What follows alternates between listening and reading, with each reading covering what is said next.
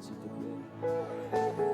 Bien-aimé, que tu sois dans cette salle, que tu sois connecté en direct, en train de nous suivre sur nos différents réseaux sociaux, reçois mes salutations au nom suprême de Jésus. Je veux te demander quelque chose. Est-ce que tu peux étendre les mains vers moi et prier pour moi? Laisse-toi conduire par l'Esprit. Prie pour moi. Parle à Dieu. Ici et maintenant, ça se passe maintenant. Emmanuel est là, ici présent, avec moi. Emmanuel est là. Laisse-toi conduire, parle à Dieu. Parle à Dieu. Demande-lui une chose qui te vient à cœur.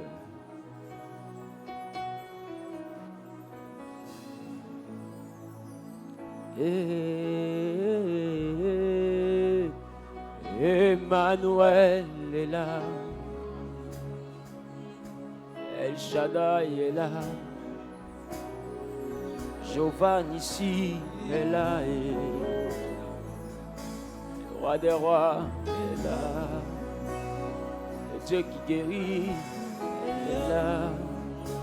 Le Dieu qui console est là. Ah, le Dieu qui libère,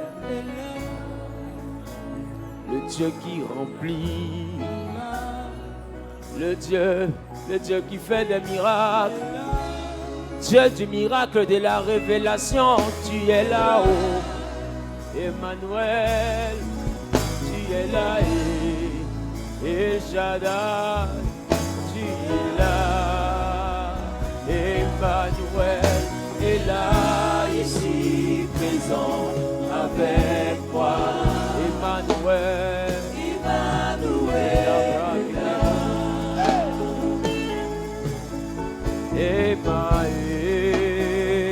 Emmanuel est là, ici présent avec moi. Emmanuel est là. Emmanuel est là. Emmanuel. Emmanuel est là, Emmanuel est là, ici présent avec moi. Emmanuel, Emmanuel est là. Emmanuel est là. Emmanuel est là, ici présent avec moi.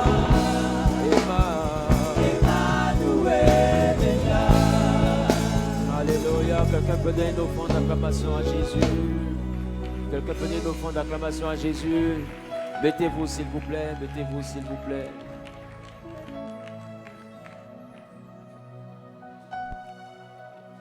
Il est hors de question que tu passes sans me toucher.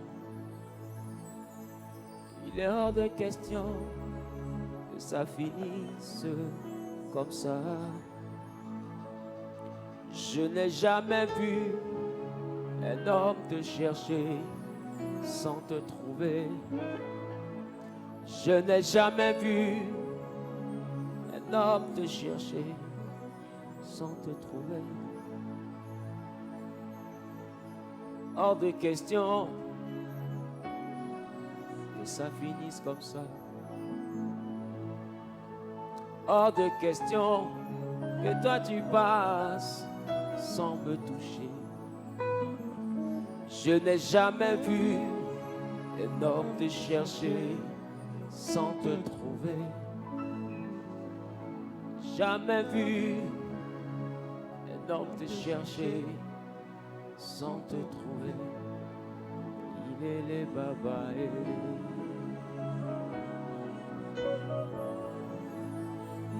Il est les babaés.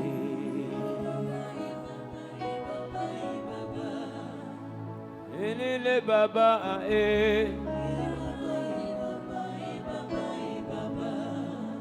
Elele baba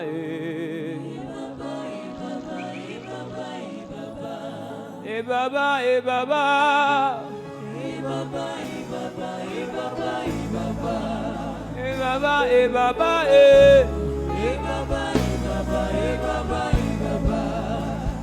baba baba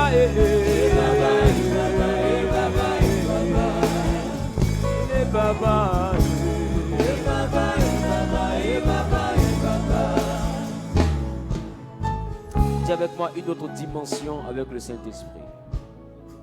Dis avec moi une autre dimension avec le Saint-Esprit. Et aujourd'hui, je vais prendre le temps de travailler avec toi sur 2 nouveaux points. Nous avons vu le dimanche dernier le test de l'endurance dans la prière qui a été présent, le test de l'endurance dans la prière. Et c'est là que je vous ai fait comprendre par la grâce de Dieu qu'il était important que chacun puisse élever son niveau de prière. Il était important que chacun puisse monter en dimension de prière. En ce sens que 5 minutes, en ce sens que 10 minutes, c'est bon, mais ça ne suffit pas. Dis à ton voisin, ça ne suffit pas. Dis à ton voisin, ça ne suffit pas. On a vu le cas de Pierre. Et Pierre avait dormi parce que ne pouvant pas prier une seule heure dans la présence de Dieu. Il avait dormi dans le jardin de Gethsémani. Mais quand le Seigneur Jésus-Christ est monté au ciel, la Bible déclare que Pierre et les autres, d'un commun accord, vont rentrer dans la présence de Dieu. C'est ça? Vont rentrer dans la présence de Dieu. Et la Bible dit que ainsi ils vont rester là à prier pendant 10 jours. Un homme qui avait échoué dans le test de la prière pendant 1 heure a pu réussir le test de la prière pendant 10 jours. Et la Bible dit que pendant qu'ils étaient là en train de prier, pendant qu'ils étaient dans le lieu de la prière, en prière, il se fit entendre venant du ciel un grand bruit et un vent impétueux a rempli la pièce où il se trouvait. Et c'est ainsi qu'il fut rempli du Saint-Esprit. Écoute-moi, la magie de la vie chrétienne, toute la dimension surnaturelle de la vie chrétienne ne se résume pas seulement qu'au fait d'avoir Jésus. Ça va jusqu'au fait d'avoir le Saint-Esprit. Écoute-moi, il n'y a que l'Esprit qui a la puissance. Il n'y a que l'Esprit qui a la puissance. Si tu veux voir la grâce, la puissance qu'il y a dans la vie chrétienne, il faut aller au-delà au nom de Jésus. Il faut rechercher la puissance du Saint-Esprit. Parce que tout le monde peut dire au nom de Jésus. Tout le monde peut dire, un païen peut dire au nom de Jésus. Tout le monde peut dire au nom de Jésus. Mais le plus important, ce n'est pas la capacité à dire au nom de Jésus. C'est quel est l'effet que cela produit quand tu le dis. Et pour que cela puisse avoir de l'effet, pour que au nom de Jésus puisse avoir de l'impact, il faut que ce nom-là soit appuyé par une puissance. C'est pourquoi il a dit, vous recevrez une puissance. En réalité, la Pentecôte, c'est la racine de la vie chrétienne, c'est la base de la vie chrétienne. La Pentecôte, c'est le fondement de la vie chrétienne. Un chrétien, quand il vient à l'église, il doit aspirer vivre sa Pentecôte. La Pentecôte, c'est vrai qu'on la célèbre 50 jours après la Pâque et 10 jours après l'Ascension. Mais écoute-moi bien, la Pentecôte, en réalité, c'est le rendez-vous de toi, c'est le rendez-vous de moi avec le Seigneur. Tout le monde doit aspirer à vivre sa Pentecôte. Et ta Pentecôte n'est pas forcément 50 jours après la Pâque. Ta Pentecôte n'est pas forcément 10 jours après la fête d'Ascension. Ta Pentecôte n'est même pas le jour J de la Pentecôte. Tu peux vivre ta Pentecôte demain. Tu peux vivre ta Pentecôte après-demain. La Pentecôte, selon nous, c'est l'avènement du Saint-Esprit dans la vie des apôtres. Aussi longtemps que le Saint-Esprit ne descend pas dans ta vie sous forme de puissance, tu n'es pas encore dans la Pentecôte. Tu dois vivre la Pentecôte. Dis à ton voisin, je dois vivre la Pentecôte. Ah, j'ai pas entendu. J'ai pas entendu. J'ai pas entendu. Et quelqu'un m'a dit, mais moi j'ai déjà reçu le Saint-Esprit. Oui, tu as reçu le Saint-Esprit, mais tu n'as pas encore vécu la Pentecôte. Écoute-moi, les apôtres n'ont pas reçu le Saint-Esprit seulement qu'au jour de la Pentecôte. La Bible avait dit, pour ceux qui sont lecteurs, moi je ne connais pas bien la parole de Dieu, mais ceux qui sont plus lecteurs que moi, la Bible a dit que Jésus souffla sur eux, il a dit quoi? Recevez l'Esprit. Qui se rappelle de ça? Venez, on va lire. Ah, j'aime la parole de Dieu. Qui aime la parole de Dieu aussi? Amen. Alléluia. Amen. Allons-y rapidement. Dans le livre de Jean, chapitre 20, le verset 22. Jean 20, 22. Vous pouvez rester assis, s'il vous plaît. Jean 20, 22. Je lis la parole de Dieu. Oui. Après ces paroles, il souffla sur eux. Et il leur dit, recevez le Saint-Esprit. Attends. Si Jésus dit c'est effectif ou bien c'est pas effectif? Donc, ce n'était pas la première fois qu'il recevait le Saint-Esprit. Alors, c'est quoi la Pentecôte alors? S'ils ont déjà reçu le Saint-Esprit. Et maintenant, Jésus dit, ne vous éloignez pas jusqu'à ce que l'Esprit de Dieu encore arrive, le Consolateur. Mais, écoute, ce n'est pas le même que tu as soufflé sur nous. Qui comprend ce que je suis en train de dire? Amen. Donc, ce n'était pas la première fois qu'il recevait le Saint-Esprit. Non, la Pentecôte n'est pas simplement recevoir le Saint-Esprit. Toi qui as déjà parlé en langue, toi qui as déjà reçu le Saint-Esprit, tu peux l'avoir reçu sans vivre la Pentecôte. On peut y aller. Amen. Parce que je vois que quand quelqu'un entend parler de Pentecôte, il a l'impression que comme lui, il a déjà été touché par le Saint-Esprit en griffe. Il parle en langue en griffe. Il prophétise déjà en griffe. Il fait quoi encore? Il a des paroles de connaissance en griffe. Il a des manifestations de l'Esprit de Dieu, guérit les malades. Pour lui, il a déjà vécu la Pentecôte. Mais bien aimé, écoute-moi bien. Tu peux faire ces choses sans avoir vécu la Pentecôte. La preuve. Nous sommes en Jean, le chapitre 20, le verset 22. Alléluia. Amen. Mais regarde, la Bible dit une chose, c'est que Jésus a soufflé sur eux, c'est ça? Amen. C'est ça? Et il a dit, recevez l'Esprit. Mais qui se rappelle de quand il les avait envoyés 2 à 2? Amen. Qui se rappelle de ça? Moi, je ne suis pas bon lecteur, vous me maîtrisez mieux que moi. Mais qui se rappelle de ça? Amen. Quand il les a envoyés 2 à 2, quand ils sont revenus, qu'est-ce qu'ils ont dit? Les malades étaient guéris. Dis avec moi, don spirituel. Dis avec moi, les sourds entendus. Dis avec moi, guérison. Les démons étaient chassés. Dis avec moi, puissance. Si tu n'as pas puissance, tu ne chasses pas démons. Donc, tes dons spirituels, ils avaient déjà ça. Mais Jésus leur dit, attendez que le Saint-Esprit arrive. Donc, on peut donc avoir les dons spirituels sans avoir vécu de Pentecôte. Ce n'est pas moi qui ai dit. Des gens qui ont chassé des démons, Jésus dit, ne vous éloignez pas de Jérusalem. Le fait que tu remportes des victoires avec le Saint-Esprit ne veut pas dire que tu as vécu la Pentecôte, frère. Qui est choqué? Alors quand je parle du fait de recevoir la Pentecôte, il y a des personnes qui se retranchent du message. Il y a des personnes qui ne se sentent pas concernées. Parce que moi j'ai déjà reçu le Saint-Esprit. J'ai déjà reçu l'Esprit de Dieu et je parle déjà en langue. Je chasse déjà les démons. Mais moi je ne suis pas à ce niveau-là. Ça c'est le lait. Ça c'est pour les enfants spirituels. Écoute-moi, je te parle de personnes que Jésus lui-même a enseigné dans son université personnelle. Où il était le doyen de l'université pendant 3 ans et demi. Mais il leur a dit, attendez le Saint-Esprit. Et ils ont attendu la Pentecôte. Mon ami, si Jésus était leur professeur, eux ils ont attendu. Toi qui as eu ton professeur, toi-même tu dois te coucher par terre. Vérité. Jésus même donne enseignement pendant 3 ans et demi et puis il a dit que sans celui qui va venir, vous ne pouvez rien faire. Maintenant ma question, si on chasse déjà les démons, on a besoin d'attendre qui encore? Dans le top départ et puis on s'en va. La preuve, ils avaient déjà la puissance. La Bible dit Pierre, Jean et Jacques, les 3 qui étaient avec lui, quand ils l'ont mal reçu dans un endroit, ils ont demandé, est-ce que tu veux que nous fassions descendre le feu? Yes. Bali.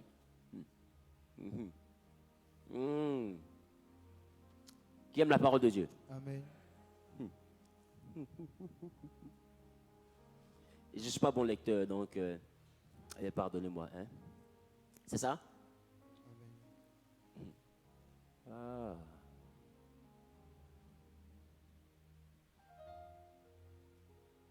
Allons-y en Luc chapitre 9, le verset 54. Que dit la Bible? Luc chapitre 9, oui. Verset 54. Oui. Je lis la parole de Dieu. Les disciples, Jacques et Jean, voyant cela, disent. Jacques et Jean arrivent dans une localité avec Jésus et ils ont vu que Jésus n'a pas été respecté. On ne l'a pas reçu avec les honneurs dus à son rang. Alors regarde ce qu'il décide. Seigneur, veux-tu que nous commandions? Est-ce que tu souhaites que nous ordonnons que le feu descende du ciel? Que le feu descende du ciel. Et les consume? Et les consume? Ma question, si quelqu'un n'a pas puissance, est-ce qu'il peut dire ça? S'ils sont en train de le dire, c'est parce qu'ils savaient qu'ils en étaient capables. Oh. Maintenant, comment à ceux qui disent qu'ils vont faire descendre le feu du ciel, Jésus dit attendez la Pentecôte. Ah! Tiens, la Pentecôte n'a donc rien à voir avec les dons spirituels. Ah, qui réalise l'affaire? Amen. Maintenant, ils ont déjà la puissance. Maintenant, Jésus dit attendez à Jérusalem, vous recevrez une puissance. Mon ami, de quoi on parle? Si c'est la puissance, on l'a déjà. On se sent capable de faire descendre le feu. On est parti, les démons ont été chassés. Même toi-même, tu étais assis là-bas. Qu'est-ce que tu as dit? Tu as dit que tu as vu Satan tomber du ciel comme quoi? Comme un éclair. C'est qu'on lui a montré couleur. Qui commence à chanter le dit? Comment nous on est là-bas et puis toi tu vois Satan tomber du ciel? C'est dit quoi? C'est qu'on a déjà full. Il n'y a pas l'homme pour nous. Donne le top départ, la preuve. Jésus encore vivant, eux-mêmes ils demandent la permission. Donne le top départ, donne ton OK simplement et on fait descendre le feu tout de suite. On brûle tout ici. Maintenant Jésus dit, vous ne savez pas de quel esprit vous êtes animé. Est-ce que Jésus a dit, vous n'êtes pas capable de ça? Mais vous ne savez pas de quel esprit vous êtes animé. C'est-à-dire que ce que vous avez comme force là, vous ne maîtrisez pas encore correctement la chose. Donc tout ne se résume pas à brûler les gens. C'est ce que Jésus est en train de le dire. Tout ne se résume pas à brûler les gens. Donc toi qui aimes beaucoup prier le feu, tout ne se résume pas à incendier le monde spirituel. Tout ne se résume pas à brûler.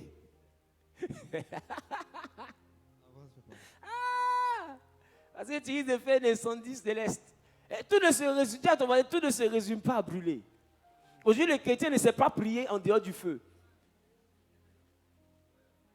C'est ça. Le fire. Alléluia. Amen. Dis à ton voisin, ils avaient la puissance. Mais Jésus leur dit, vous recevrez une puissance.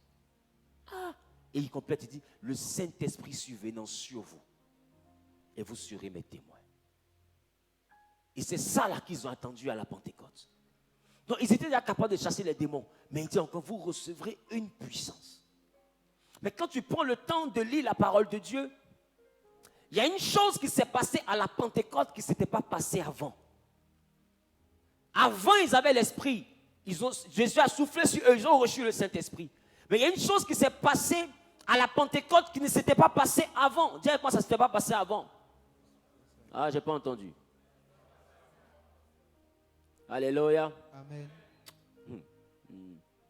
Qui sait c'était quelle chose? Attends, tu ne sais pas, c'est moi qui t'en ai. Alléluia. Amen. Allons-y dans le livre de Actes des Apôtres, chapitre 2, le verset 4. Actes 2, verset 4. Je lis la parole de Dieu. Et ils furent tous remplis du Saint-Esprit et se mirent à parler en d'autres langues, selon que l'Esprit leur donnait de s'exprimer. Il dit quoi? Et ils furent tous remplis du Saint-Esprit et se mirent à parler en d'autres langues, selon que l'Esprit leur donnait de s'exprimer. Attends. Et à la Pentecôte, voici la chose qui s'est passée.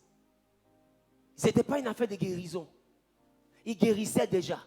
Mais si vous remarquez, avant la Pentecôte, Jésus leur disait, allez vers les brebis perdues de la maison d'Israël. Mais après la Pentecôte, le jour de la Pentecôte, quand ils ont reçu la nouvelle dose du Saint-Esprit, ils n'ont pas seulement guéri les malades, ils guérissaient déjà les malades. Mais ils ont eu une manière de parler qui faisait que tout le monde les comprenait. Donc la Pentecôte qui était là, était la capacité à se faire comprendre par toutes les nations et par tous les peuples. Voilà pourquoi le jour de la Pentecôte, il y a eu un don spirituel qui n'avait jamais manifesté, qui s'est exprimé. C'est que tout le monde qui était à Jérusalem ce jour-là a entendu les apôtres parler dans sa langue maternelle. Qui se rappelle de ça? Amen. Voici la chose qui s'est passée à la Pentecôte. Ce n'était pas leur capacité à guérir les malades. Ils les guérissaient déjà. Et c'est pourquoi Jésus dit, j'ai vu Satan tomber du ciel comme un éclair. Il chassait déjà les démons. Écoute, tu ne vis pas de Pentecôte parce que, écoute-moi bien, tu as gardé le langage d'un chrétien.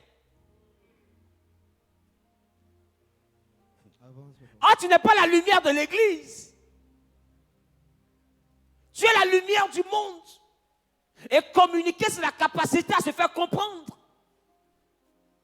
Et eux, ils étaient juifs parlant araméen à cette époque. Mais il y avait des Arabes qui étaient là. Il y avait des Égyptiens qui étaient là. Il y avait des étrangers qui étaient là. Chacun avait sa langue.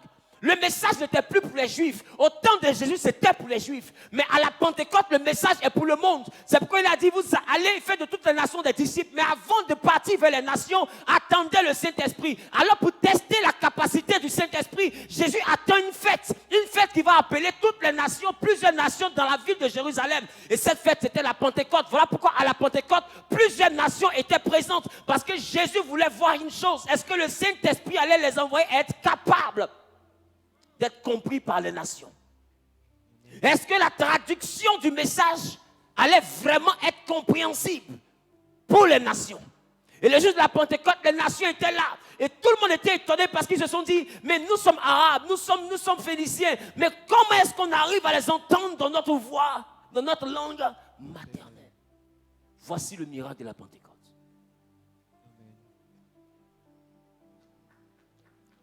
La Pentecôte n'exclut pas le monde. La Pentecôte, c'est le message de l'Église pour le monde. C'est le message des Juifs pour le monde. La Pentecôte, c'est le début de la mission d'Israël vers le monde. Avant la Pentecôte, ils étaient là seulement que pour Israël. Mais la Pentecôte est le top départ pour aller dans le monde. Un enfant de Dieu qui aspire à vivre, qui a vécu la Pentecôte, il n'a pas de don spirituel seulement pour les manifester le dimanche, mais il va dans le monde. C'est quelqu'un qui arrive à se retrouver au milieu des voleurs et à leur parler de Jésus. À se retrouver au milieu des prostituées, à leur parler de Jésus. C'est quelqu'un qui arrive à devenir la lumière du monde. Amen. Si la conversion nous retire du monde, la Pentecôte nous renvoie vers le monde. Amen. Je reprends. Si la conversion nous retire du monde, la Pentecôte nous renvoie vers le monde. Mais à quel monde nous sommes renvoyés vers le monde? 1. Retirés du monde. 2. Enseigner, former. 3. Investir d'une puissance. 4. Capable de guérir, de chasser les démons. 5. Étant équipé, on reçoit une puissance pour repartir vers le monde. Pour faire quoi? Pour délivrer le monde. Donc c'est un peu comme si Dieu te retire pour te préparer et te ramener. Un peu comme un arbre qu'on abat. On l'envoie en transformation. Il devient des meubles et puis on le ramène dans la ville.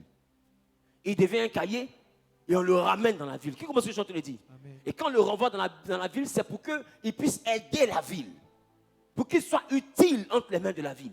C'est un arbre qu'on a abattu, mais ce n'est pas un arbre qui revient chez nous. C'est un cahier qui revient chez nous. Donc c'est un païen que Dieu a pris, que tu étais, que j'étais. Il l'a retiré du monde. Il l'a envoyé dans son usine. Il a transformé par la parole. Il a sanctifié par la parole. Il a rempli du Saint-Esprit. Et la Pentecôte, c'est peu, tu peux partir. Non, la Pentecôte, c'est Dieu qui te relâche. Amen. Voilà pourquoi il dit allez. Mais le aller là, vous ne pouvez pas le conjuguer si vous ne recevez pas le Saint-Esprit. Non, la Pentecôte, c'est pour aller. C'est pas pour parler en langue sur les chaises d'une assemblée. Non. Elle a été baptisée, cet esprit. On lui a fait quoi? C'est tout. Et puis il a envoyé où? On dit nulle part. C'est qu'elle n'a pas vécu de Pentecôte. Elle a reçu le Saint-Esprit, mais pas de Pentecôte. Parce que s'il y a la Pentecôte, tu vas aller. Voilà pourquoi ils étaient enfermés. Mais quand la Pentecôte a eu lieu, que le Saint-Esprit est venu, ils ont ouvert la porte. Mais avant ça, ils avaient peur d'ouvrir la porte. Quand tu as vraiment vécu la Pentecôte, tu n'as plus peur de parler de Jésus ouvertement. Amen. Vérité. Mais toi, tu as le Saint-Esprit, tu prophétises, mais quand tu arrives au bureau, tu deviens timide. Parce qu'en réalité, quand tu arrives au bureau, tu n'arrives pas à ouvrir la porte du Saint-Esprit. Mais la porte, tu arrives à ouvrir ça à l'église. Mais pas au bureau. Au bureau, tu deviens timide. Non, il ne faut pas déranger les gens avec la spiritualité. Faut pas... Écoute-moi bien. Nous sommes dans un monde où tu ne déranges pas, on te dérange.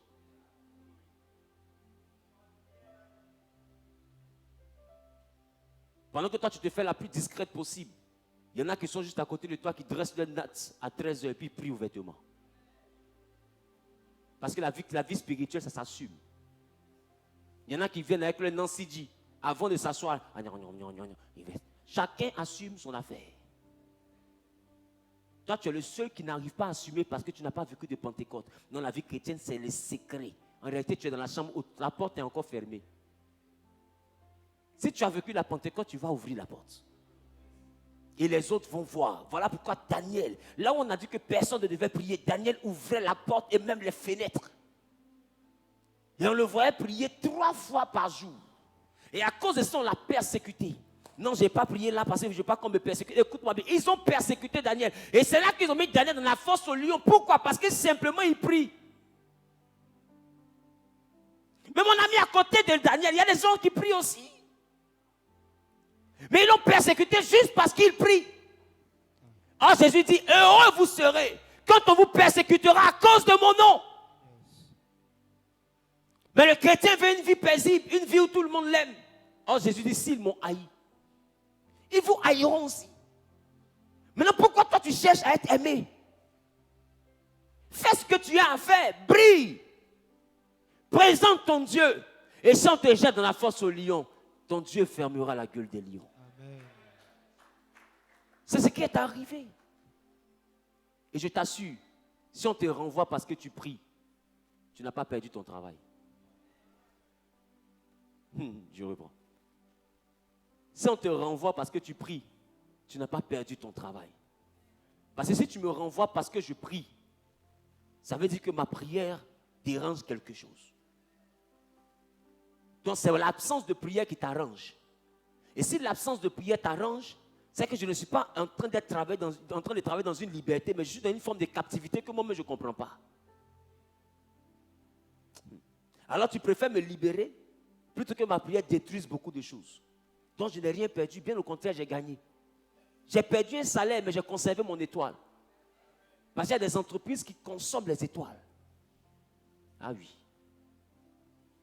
Tu ne peux pas rester aussi timide et me dire que tu as vécu la Pentecôte.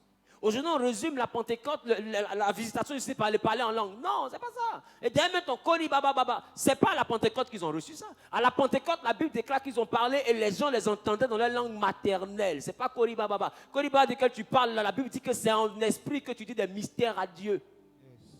Donc c'est un langage que personne ne comprend. À plus forte raison, quelqu'un ne peut pas comprendre ça dans sa langue maternelle, puisque les anges même ne comprennent pas. C'est Dieu et toi qui comprenez ce que vous dites. Donc le Kori Baba, c'est pas ça. Beaucoup sont là, non, Seigneur, de bâtiment, je veux parler en langue. Non, ils ont parlé diversité de langues. Mais c'est différent du parler en langue. Le parler en langue, Paul dit que celui qui parle en langue s'édifie lui-même. Parce que c'est en esprit qu'il dit des mystères à Dieu. C'est pas ça. Mais celui qui prophétise édifie l'église. Non, il faut comprendre que ce n'est pas ribababa. Sinon, les gens allaient venir et ils allaient être arabes. Ils allaient entendre les gens faire comme ça. Ribababa, kerebobobo. Ils allaient dire, mais quel est ce charabia? Ils n'allaient pas dire, on les comprend. S'ils disent, on les comprend, c'est que la langue était traduite. Donc, ce n'était pas ribababa mystère, c'était la dimension de parler. Ils parlaient en hébreu, en araméen, et eux, ils écoutaient ça dans leur langue. C'est comme si moi, je parle en français, et puis toi, tu entends ça en gagou. Voici ce qui s'est passé à la Pentecôte. Maintenant, ma question. Pourquoi Dieu ouvre le champ pour que je parle en français et que l'autre comprenne en anglais pour faciliter la communication? Dans la Pentecôte, c'est l'art de communiquer avec le monde. Jésus, pour communiquer avec le monde, il s'est fait homme. Jésus, pour communiquer avec le monde, il a revêtu un corps. Il a revêtu même une identité. Bien que n'ayant pas de mère, il s'est attribué une maman. Tout ça pour communiquer. Tout ça pour être au milieu. Parce que, écoute-moi bien, le message ne peut pas passer si tu ne deviens pas un communicateur. Amen. Parce que communiquer, ce n'est pas l'art de parler, c'est l'art de se faire comprendre. Amen. Il pouvait être présent et puis les gens allaient parler en araméen. Mais est-ce que c'était une communication? Je suis arabe, tu parles en araméen, est-ce qu'on communique? Pour qu'on communique, il faut un traducteur. S'il n'y a pas de traducteur, alors c'est mieux qu'on se taise parce qu'on ne se dit rien. Qui comprend ce que je te l'ai dit? C'est un peu comme si, qui a déjà été dans un pays où on parle anglais et puis lui-même ne comprend pas anglais? Qui a déjà vécu ça? Tu vois? Tu ne peux pas communiquer. Tu as besoin de quelqu'un pour traduire. Et le Saint-Esprit est venu leur donner une option en plus, qui est l'option traduction. Pour que leur message puisse toucher les autres peuples, Dieu a traduit leur message dans la langue des autres peuples. Donc, tu ne peux pas dire avoir vécu la Pentecôte. Et puis, tu n'arrives pas à simplifier ton message pour que les païens comprennent. Si ton message est compris seulement que par les chrétiens, tu n'es pas dans la Pentecôte. Tu es peut-être un rabbi, tu es peut-être un professeur, tu es peut-être un père spirituel, mais tu n'es pas un disciple de la Pentecôte. Parce que quand tu es un disciple passé par la Pentecôte, quand tu parles, la prostituée comprend ce que tu dis. Ils disent langue maternelle, c'est-à-dire que c'est quelque chose de chez eux. Quelque chose, une chose dans laquelle il s'identifie. La Bible, ce jour-là, il y a eu près de 5000 personnes qui se sont converties. Pourquoi? Parce qu'ils ont compris le message. L'énigme éthiopien a rencontré Philippe. Il a lu Ésaïe et Philippe lui demande, est-ce que tu comprends ce que tu lis? Il dit, comment je peux comprendre? Écoute, tu penses que tout le monde peut comprendre qu'il faut se sanctifier? Comment ils peuvent comprendre? Ils sont quoi? Quand on est quoi? On se décoie. Qui comprend ce que je dis? Comment ils peuvent comprendre que ne pas aller d'homme en homme ou de femme en femme, là, ça attire la bénédiction? Comment? Toi et eux, vous ne parlez pas le même langage. Toi, tu parles de payer ta dîme. Lui, il parle de ses escroqueries. Parce que comment lui peut comprendre ce que c'est que la dîme? Maintenant, quand l'autre aussi parle de sacrifier un bébé, comment toi tu peux comprendre? Vous ne parlez pas le même langage. Mais toi, tu te demandes, mais comment sacrifier un bébé pour devenir riche? Tu vois que chacun de son langage a quelque chose que lui peut comprendre, que toi tu ne comprends pas. Et la manière de convaincre, c'est la capacité à envoyer ce que toi tu comprends à être compris.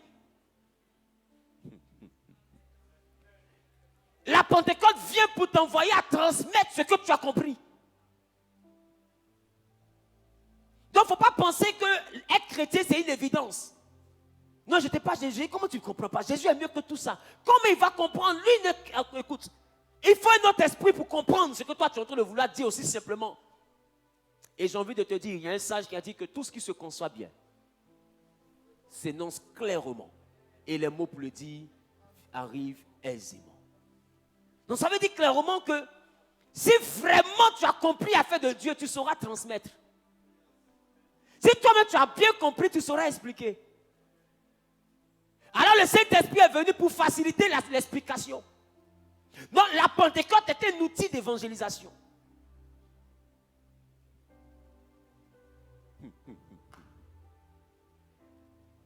La Pentecôte, c'est un outil pour l'évangélisation.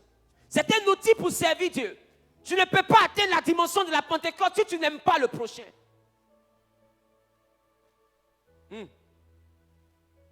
Tu ne peux pas atteindre la Pentecôte si tu ne penses pas aux autres. Pendant 3 ans et demi, ils ont pensé à Israël. Mais à la Pentecôte, ils ne priaient plus pour Israël. Ils priaient maintenant pour être équipés afin d'aller. Mais aller vers qui? Aller vers nous. Aller vers les autres nations.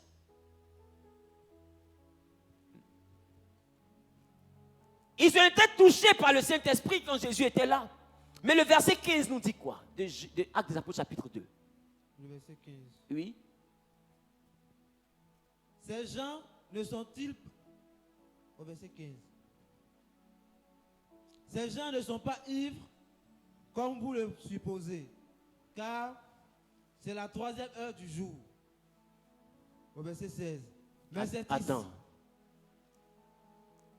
La Bible dit, deuxième manifestation de la Pentecôte, ils ont vu des hommes qui n'étaient pas lucides. Et les gens qui étaient là ont dit, ah, mais ils sont ivres de vin. Voici une dimension qui n'avait pas existé quand Jésus avait soufflé. Quand Jésus avait soufflé, ils avaient reçu le Saint-Esprit, mais ils étaient restés encore normaux. C'est-à-dire qu'ils étaient encore rationnels. Ils ont reçu le Saint-Esprit, mais ils étaient encore comptables. D'autres étaient restés informaticiens. Comment ce que je te l'ai dit? L'autre est resté mannequin. Pierre est resté un pécheur. Mais un pécheur qui a le Saint-Esprit. Donc il a encore classe. Il a encore son éducation. Il a encore... Qui comprend ce que je te l'ai dit? Il a encore ses principes. Il a encore son éthique. Il a encore sa culture. Il a encore ses bonnes manières. Il a encore sa réserve. Il a encore sa timidité. Il a encore son sérieux. Il a encore son moi. Je ne peux pas me mettre là et puis on va me regarder comme ça. Donc il a encore lui.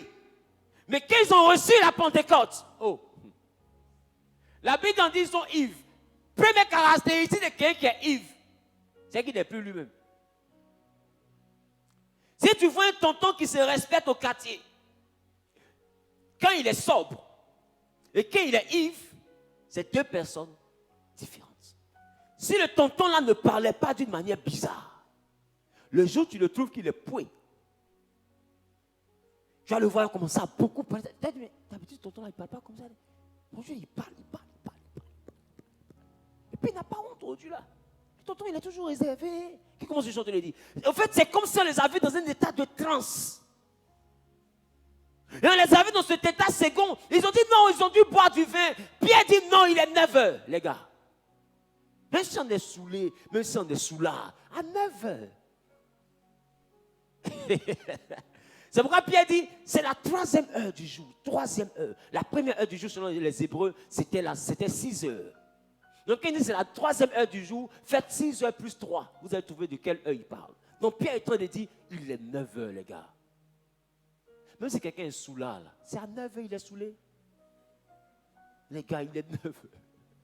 Tout soulard qui se respecte. À 9 heures, tout le monde vient se réveiller. Toi seul, tu t'assois. Et puis tu es Yves à 9 heures. C'est 31 ou bien c'est quoi? Aïe! Pierre dit, mais soyez raisonnable, il est 9 heures, les gars. Dis à ton voisin, il est 9 heures.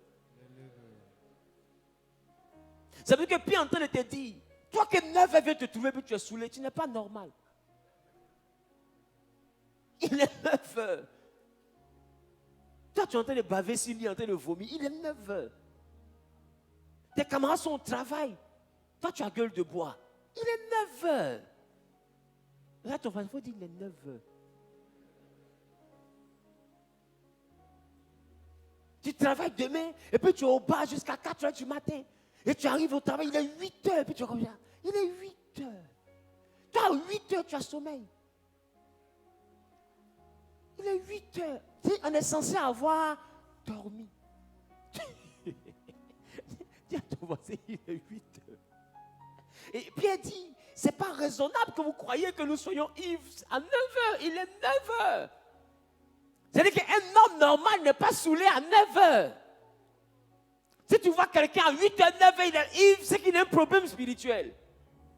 Il est envoûté, parce que même quelqu'un qui aime chaud, là, il va finir de travailler, il va faire son after work.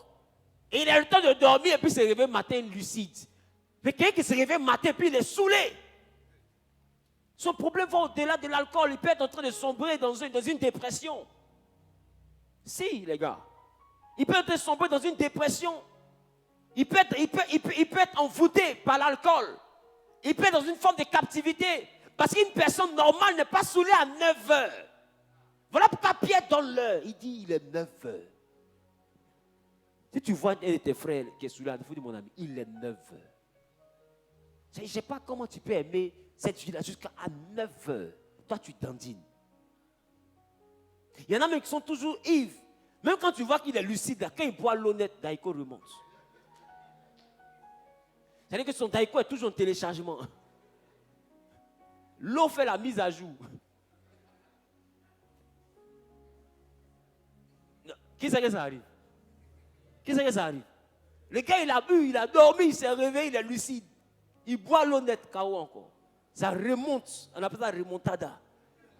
C'est-à-dire que quand ça remonte comme ça, là,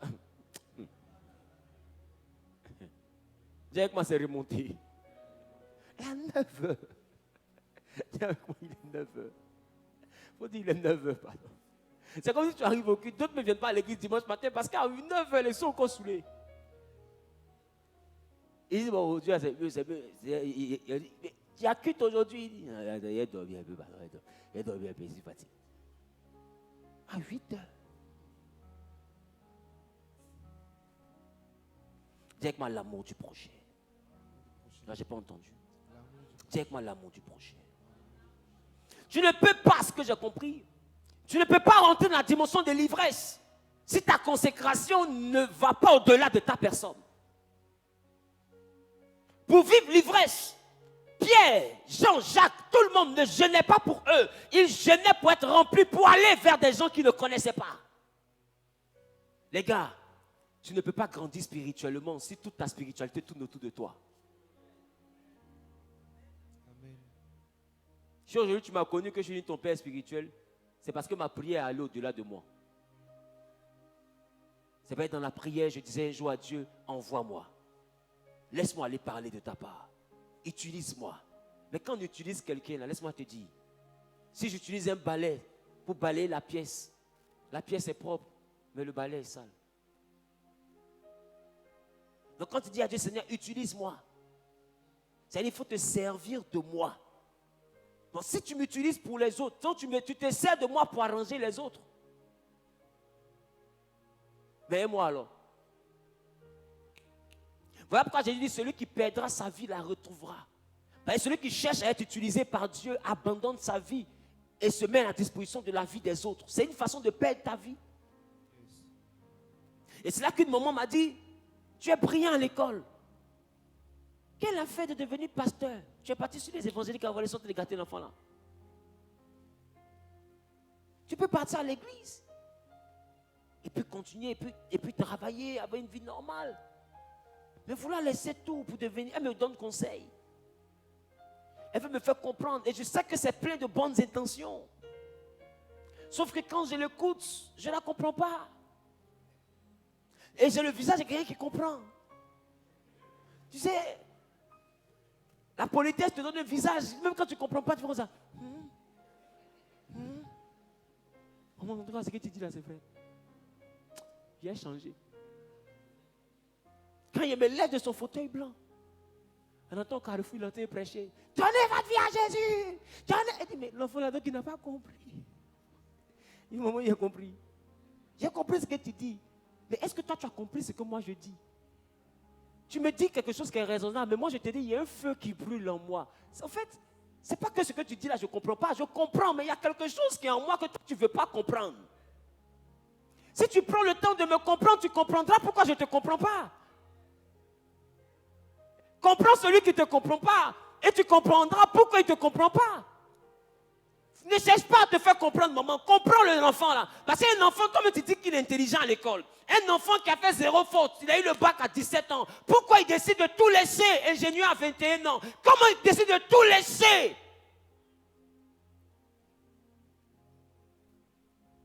Tu penses qu'on a cette performance à l'école là parce qu'on a envie de devenir un vaurien?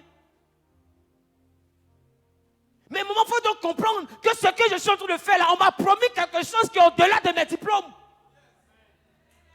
Quelqu'un m'a dit que si tu me suis et que tu m'adores, je vais faire de toi quelque chose que tu n'as jamais pensé devenir. Quelqu'un que tu n'as jamais imaginé devenir. On m'a promis quelque chose qu'un diplôme ne pouvait pas me donner. Donc comment je reste sur le circuit des diplômes pendant qu'on me promet quelque chose qu'un diplôme ne donne pas? Maman, comprends-moi. Et on me dit que si je sers Dieu pour les autres, on va me donner ça. Je fais quoi? Les gars, moi je n'ai pas compris. Ces enfants ont compris. Mais aujourd'hui, ces enfants m'ont compris. Et elle-même, elle m'a compris. Quand je repars dans le quartier et que je garde mes berlines et que je descends, elle dit, mon fils est venu. Le grand pasteur a eu là, c'est mon enfant. Hé, Abéo, Atito. Maman, c'est maintenant que tu as compris. C'est déjà là, je te parlais depuis, et puis tu ne comprenais pas. C'est de ça là, je te parlais. Écoute-moi. C'est de ça là, c'est de ça que je parlais.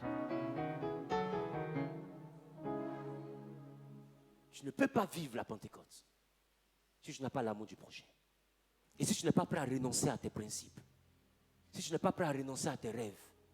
Écoutez, moi je vous dis tous les jours, s'il y a quelque chose que je ne souhaitais pas devenir, c'était pasteur. Mais il y a un Dieu qui m'a séduit. J'étais plein de défauts. Les défauts que vous voyez là maintenant, c'est la version diluée. Prenez-moi comme ça, Dieu a aimé le monde. Et il m'a enlevé là-bas. Ce que vous voyez là, c'est le moins de mal. Non, comment un pasteur peut faire ça? Prends-le comme ça. Tu ne sais pas où il est quitté. C'est quelqu'un qui était à 100. Quand il arrive à 2, il faut applaudir. Parce que tu ne le connais pas. C'est pourquoi tu ne le félicites pas. C'est un peu comme si on te dit une prostituée qui sortait 1000 clients par jour et puis aujourd'hui elle a 2 gars. Parce que mon ami, toi, tu peux trouver que 2 c'est trop par rapport à là d'où toi tu viens. Mais c'est un miracle par rapport à là d'où elle vient. Où elle quitte là-bas, là, c'est 1000 gars par jour. Aujourd'hui, elle a seulement 2. Il faut l'applaudir d'abord. Il faut chercher les 2 là même pour leur donner chips. Merci, vous êtes 2 seulement aujourd'hui. On va prier maintenant pour qu'elle en parte après. Mais pour le moment, là, merci d'être resté 2. Et puis Dieu va faire qu'un jour, affaire de Dieu, là, c'est étape par étape. Je vous assure, ma version que vous voyez là, c'est la version. C'est la version améliorée. J'ai dit que, car Dieu a tant travaillé que ça a donné Gravelo. Il a tellement travaillé. Et quand Dieu regarde sa belle création qu'il est en train de faire, lui, il est content. Mais toi, tu dis, mais comment il peut être comme ça? Écoute. Comme ça, là. Taisez-vous.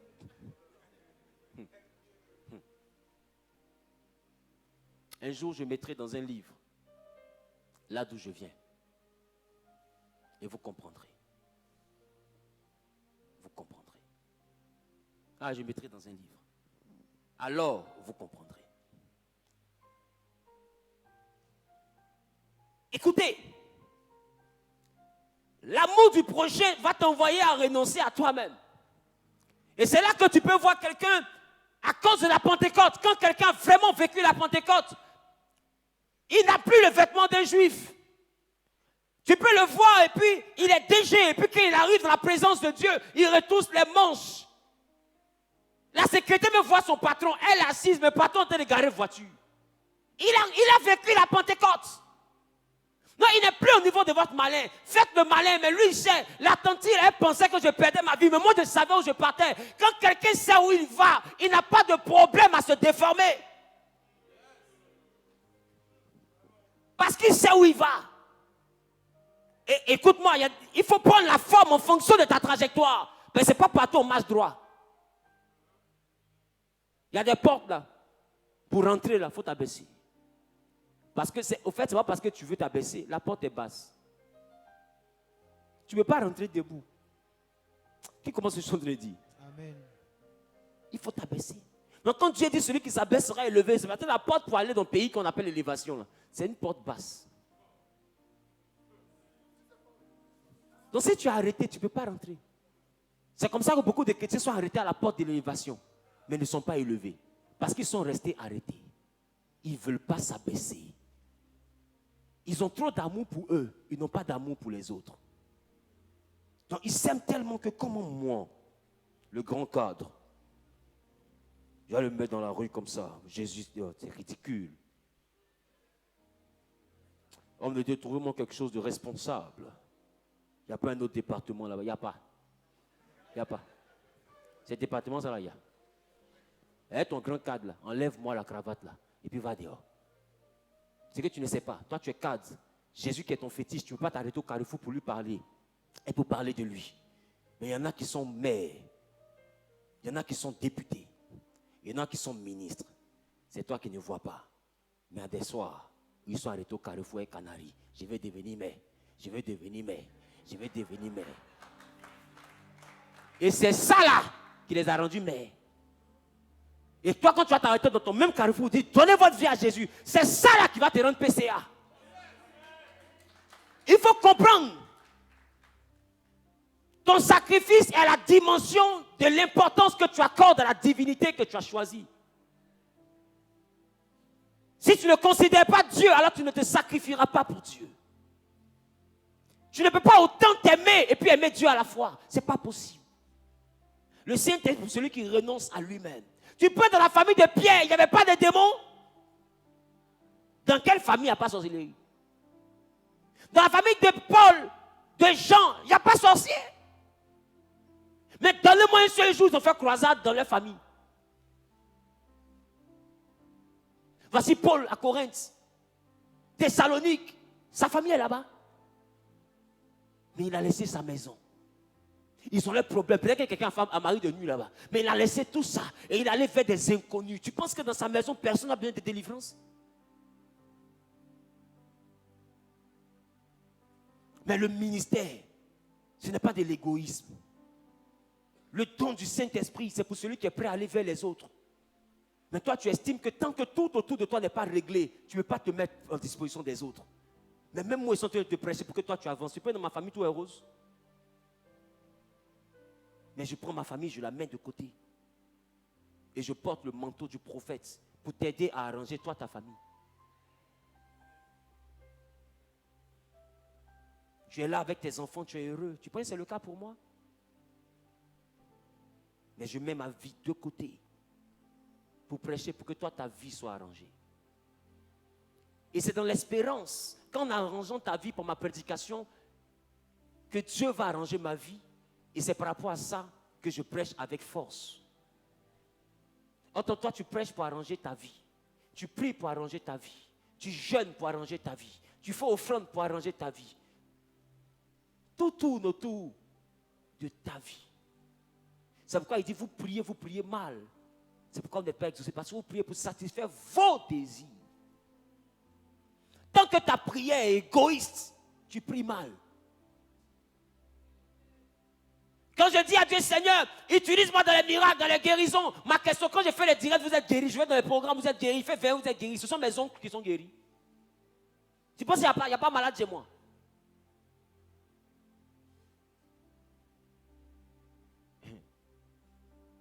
J'ai prié pour ma mère. Elle avait un fibrome. Et le fibrome a séché. Elle est partie à l'hôpital. On lui a dit, elle peut laisser. Et elle a laissé. Et c'est terminé. Dieu l'a guéri. Dis avec moi, Dieu l'a guéri.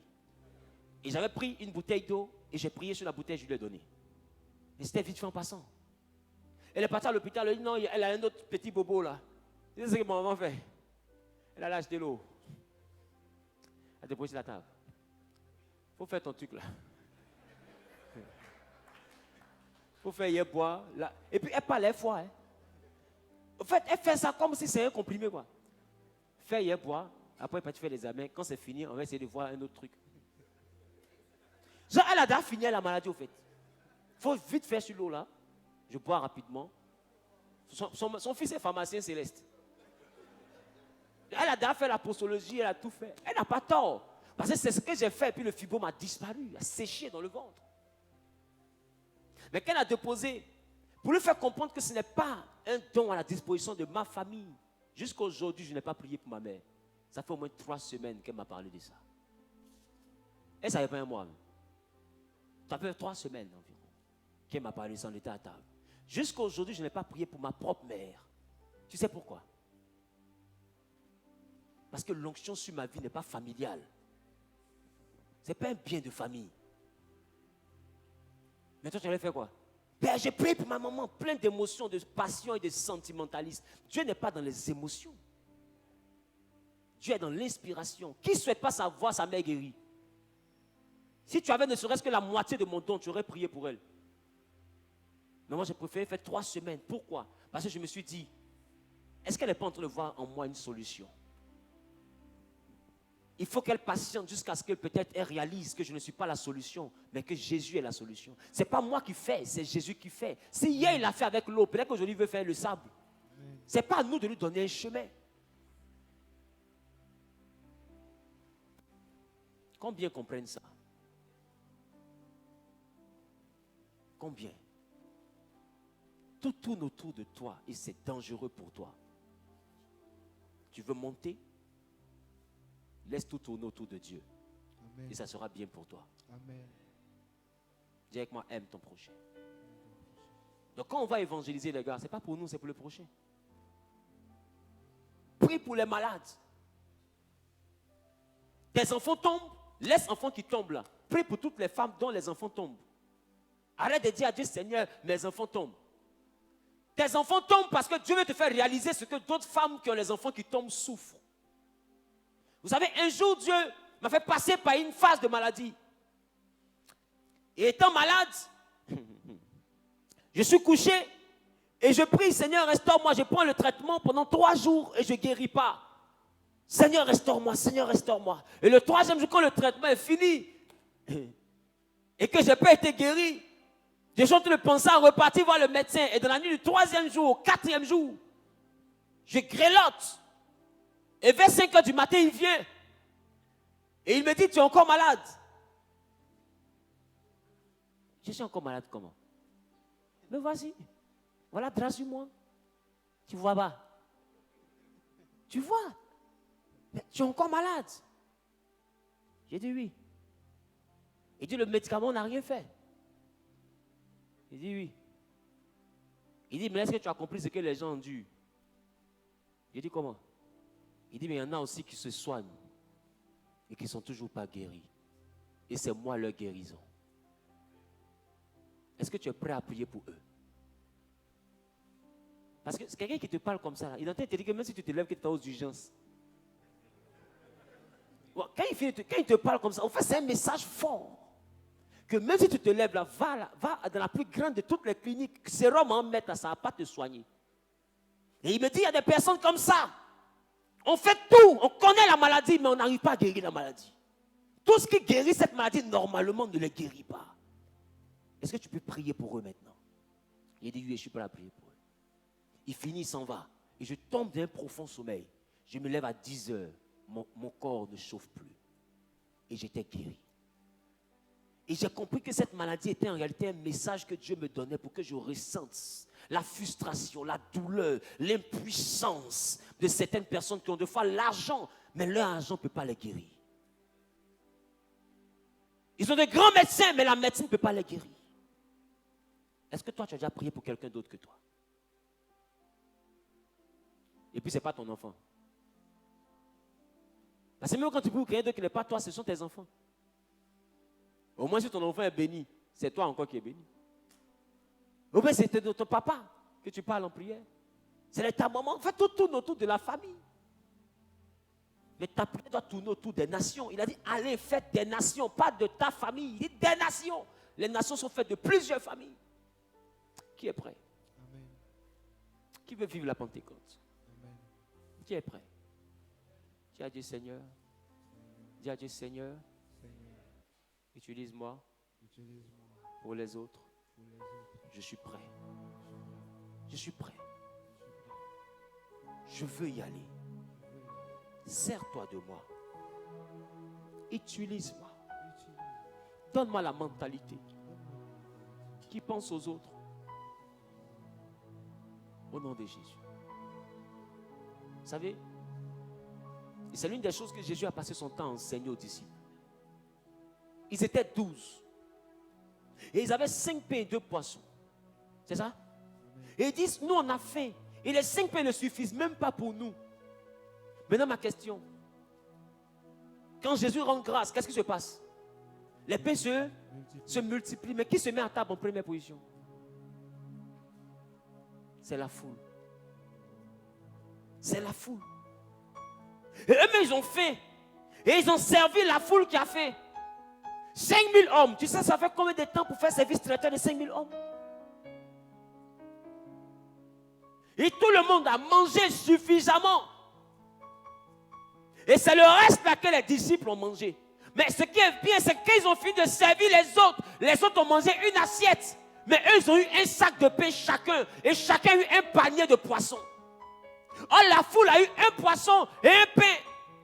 Mais chaque disciple, après s'être privé de nourriture pour nourrir les autres, eux, ils se sont retrouvés chacun, pas avec un pain, mais avec un sac de pain. Pas avec un poisson, mais avec un panier de poissons. Quand tu t'abandonnes pour servir les autres, là où eux, ils ont un, toi, tu as le panier. Il te faut comprendre, ce n'est pas être idiot que de renoncer à soi-même pour servir Dieu. Et ça aussi, Dieu me l'a appris. Ce n'est pas être idiot que de prendre ton argent pour investir dans les choses de Dieu, payer les écrans, payer tout. Non, ce n'est pas être idiot. Ça aussi, je l'ai appris. C'est pourquoi je n'ai pas peur de le faire. Parce que j'ai appris que ce que tu sais donner à Dieu, Dieu sait le multiplier pour toi. Ça, je l'ai appris. Si tu donnes ta vie, il multipliera ce que tu as donné de ta vie. Donc dans le service de Dieu, tu peux acheter la longévité, tu peux acheter la prospérité. Voilà pourquoi elle a dit, venez acheter mais sans rien payer. Mais si tu ne payes rien, alors comment tu achètes? Tu achètes en le servant, tu achètes en étant présent, tu achètes en te sacrifiant, tu achètes en priant pour les autres, tu achètes en laissant ta vie pour te préoccuper de la vie des autres.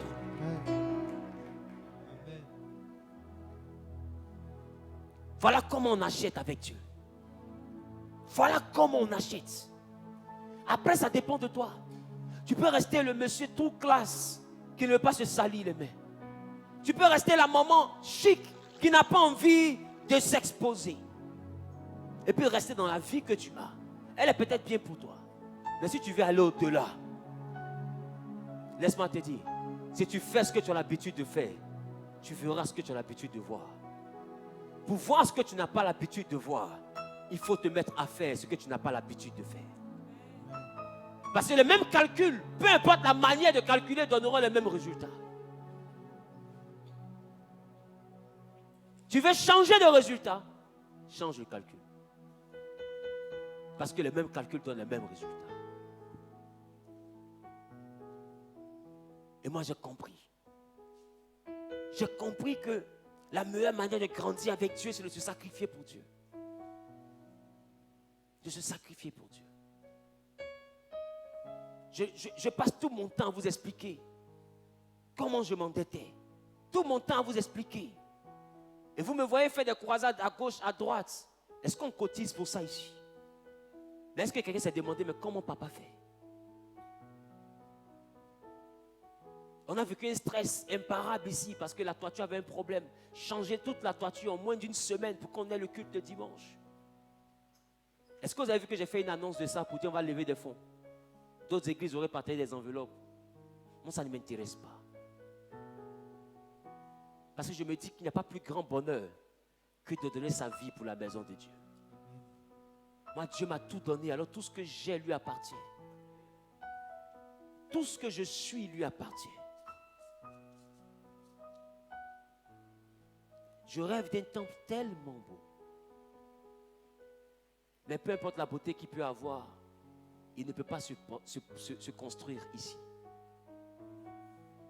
Il va se construire ailleurs. Mais écoute, si tu apprends à te mettre à la disposition de Dieu, Dieu saura se mettre à ta disposition. Amen. Et je t'assure, il ne permettra jamais que tu sois dans la honte. Il dit la honte ne sera pas sur le peuple sur qui mon nom est invoqué. Yes. Tu ne seras jamais dans la honte. Vérité. Vérité. Ah, tu ne seras pas dans la honte. Ah oui, oui, oui. Yes. Tu veux savoir c'est quoi mon médicament pour l'argent? C'est faire du bien aux autres. Avec ce que j'ai. Non, ne pense pas que quand je fais du bien, c'est la gentillesse. Non. C'est une alliance. Ne pense pas que quand je partage l'argent ça et là, c'est pour montrer que je suis riche. C'est une alliance. Et mon équilibre dépend de cette alliance.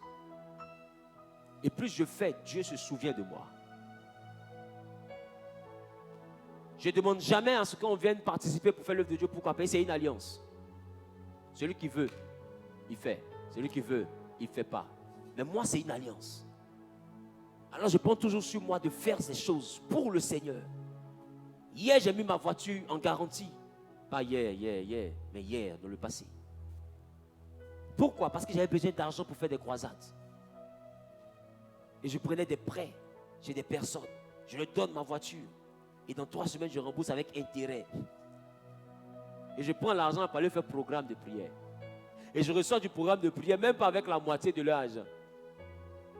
Encore, il faut enlever les charges annexes du programme.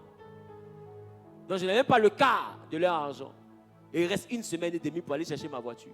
Mais Dieu n'a jamais permis que je sois dans la honte. Beaucoup de chrétiens veulent monter, mais ils ne savent pas faire ce qui les dérange. Ils ne font que ce qui les arrange. Même prier, tu pries quand ça t'arrange. Quand ça ne dérange pas ton sommeil. En fait, tu veux être un chrétien où tout t'arrange. Rien ne te dérange. Ça ne marchera pas. Dis à ton voisin, ça ne marchera pas. Pour que ça marche, à un moment donné, il faut accepter que quelque chose te dérange. Si tout t'arrange, ça ne marchera pas.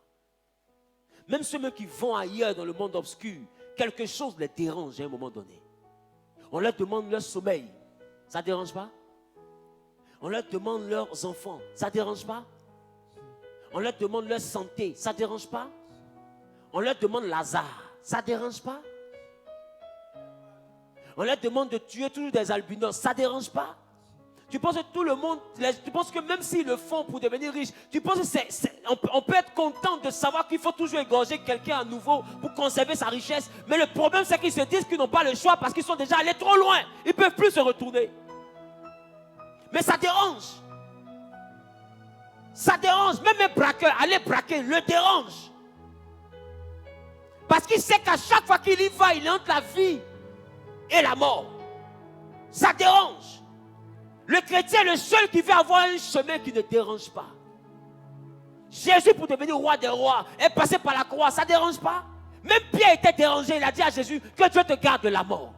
Jésus lui a dit, arrière de moi, Satan. Pourquoi? Parce que quand quelqu'un veut réussir dans la vie, il sait passer par le chemin qui le dérange.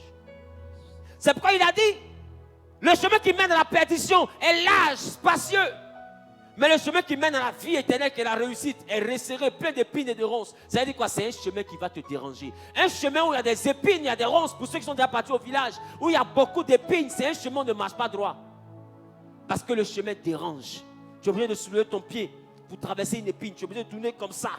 Tu ne peux pas marcher droit sur un chemin où il y a des épines. Tu es obligé de te déranger. Et si tu ne fais pas attention, ta robe se déchire sur le chemin. Ton pantalon se déchire. Pourquoi? Parce que le chemin est épineux. Il dit c'est comme ça que se retrouve. C'est comme ça qu'est le chemin qui mène à la vie éternelle.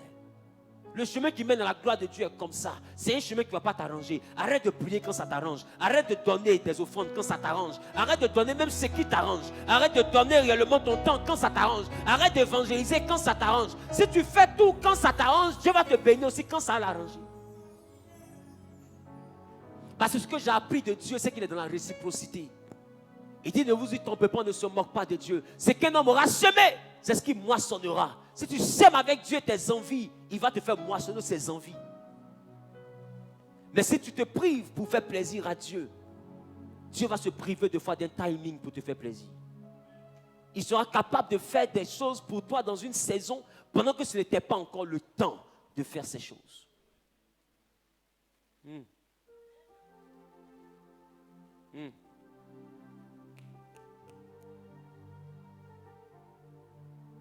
Est-ce que je parle à quelqu'un? Dis avec moi, Seigneur. Laisse-moi t'aimer. Et laisse-moi aimer mon prochain. Donne-moi le cœur qui peut aimer mon prochain. Donne-moi le cœur qui peut aimer ton œuvre.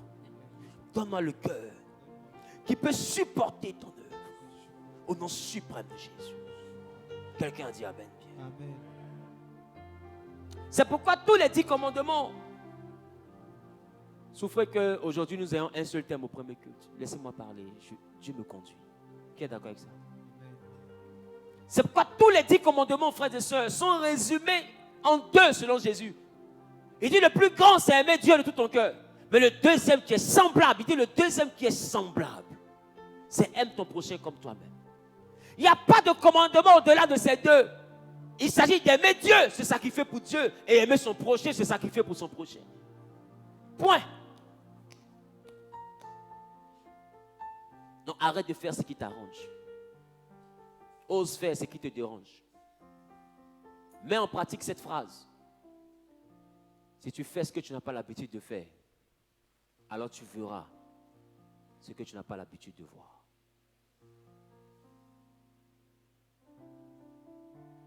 Alléluia.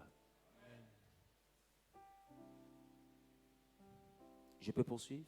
Amen. Je peux poursuivre? Amen. Je peux poursuivre? Amen. Vous savez,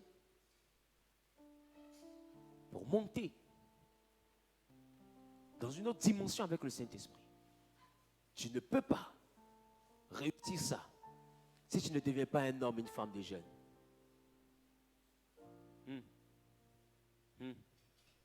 Pas de régime, mais de jeûne. Dis à ton voisin, c'est quoi un régime? Dis voisin. Faut toucher tes doigts comme ça. Dis voisin. Touche tes doigts comme ça. Voisin. C'est quoi un régime? Attends à ton visage quand tu as dit. Faut dire voisin. C'est quoi un régime? Un régime, c'est la capacité à se priver de nourriture. Donc, toutes les fois où tu jeûnes et tu te prives de nourriture jusqu'à 18 heures, tu fais un régime. Mais un jeûne, c'est se priver de nourriture en étant constant dans la prière, dans la méditation de la parole de Dieu et dans l'adoration.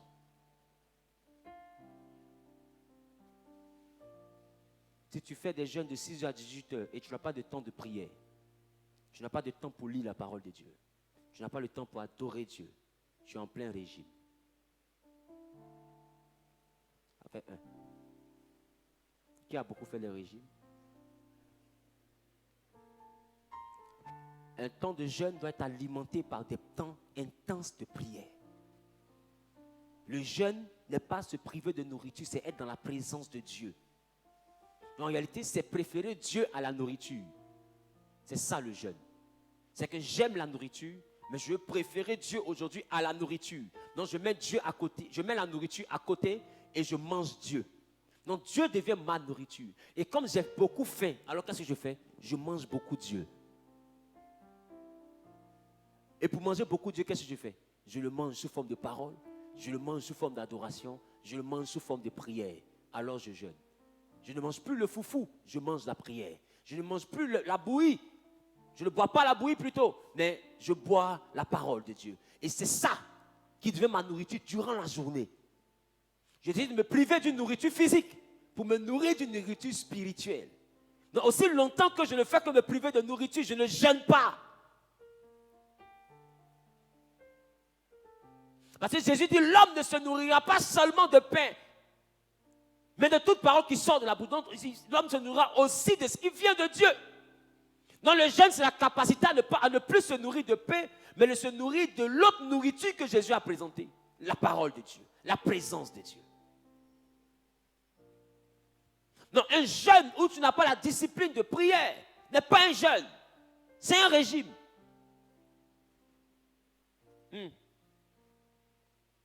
Un jeûne où tu n'as pas le temps de lire la parole de Dieu n'est pas un jeûne, c'est un régime.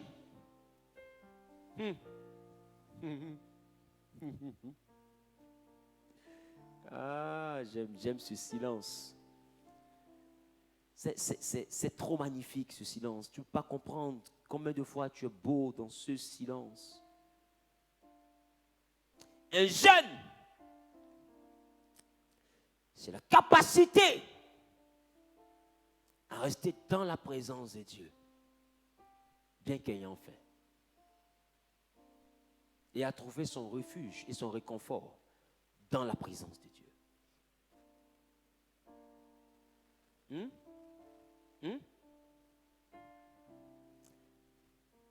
Quand tu jeûnes, est-ce que tu as le temps intense de prière? Qui fait souvent des jeûnes où devant Dieu, tu n'as pas le temps de beaucoup prier? Mais à la fin du jeûne, tu pries rapidement et puis tu bois la bouillie et tu coupes ton jeûne. C'est du sport. En fait, tu es en train de dégraisser, tu élimines les toxines. C'est aussi bon pour la santé. C'est aussi bon pour la santé. C'est bon pour le rein. Le jeûne, si, c'est bon pour le rein, c'est bon pour les organes. C'est aussi bon. Dis à ton rein, c'est aussi bon. Mais ce n'est pas bon pour ton esprit. Mais ton esprit n'est pas nourri. Le jeûne, c'est priver le corps et nourrir l'esprit. Et tu nourris l'esprit en étant en contact avec Dieu. Qui comprend ce que je suis en train de dire? Et tu es en contact avec Dieu, 1, par la prière, 2, par l'adoration, 3, par sa parole. Donc, il te faut avoir des temps de méditation, des temps de lecture de la parole de Dieu. Même si tu ne comprends pas, même si tu ne retiens pas, lis. Parce que beaucoup parmi vous, vous arrêtez de lire parce que vous vous dites, je lis, je ne retiens rien. Lis. Le plus important n'est pas de retenir, c'est de lire. Voilà pourquoi il a dit, le Saint-Esprit vous rappellera tout ce que je vous ai enseigné. Ce que tu auras lu là, le Saint-Esprit viendra pour te le rappeler. Toi, ton rôle, c'est de lire. Je parle à quelqu'un. Dis à ton voisin, il faut lire. Décide de lire de Genèse à Apocalypse. Tout à l'heure, tu es meilleur lecteur que moi. Décide de lire. De Genèse à Apocalypse. À tes temps perdus, décide de revoir l'histoire d'Esther. Quand tu fais l'histoire d'Esther, tu me crois sur l'histoire. Tu vas sur l'histoire de Michée. Tu essaies de comprendre qui était Michée dans la parole de Dieu, dans les livres de rois et tout. Après, tu vas sur Osée. Après, tu vas sur Joël. Tu vas sur Malachie. Je parle à quelqu'un? Lis. Lis. Lis beaucoup Exode. Lis beaucoup Genèse. Quand ton église s'appelle Genèse, et puis tu ne connais pas le livre de Genèse, tu vas ta vie. Ton église s'appelle comment? Et puis tu ne lis pas Genèse. Il y a un problème.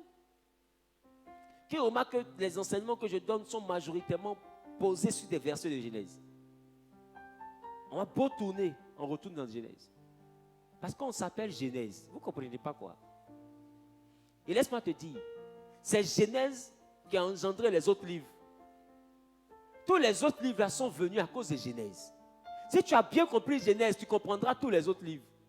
Parce que les autres livres viennent pour régler quelque chose qui s'est passé en Genèse.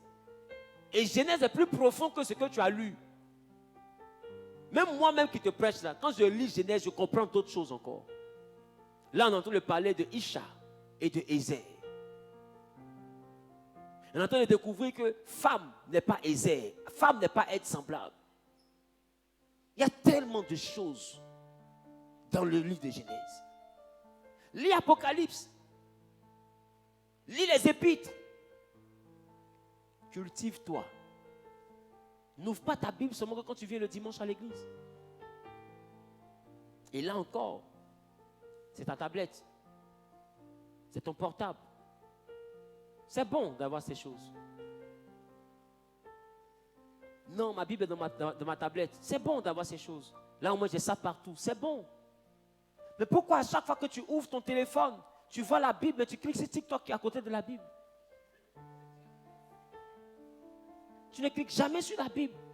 Après, quand tu sors de TikTok, Bible te fait comme ça. Coucou, coucou, coucou. Tu sors ton corps Bible, tu tac Facebook.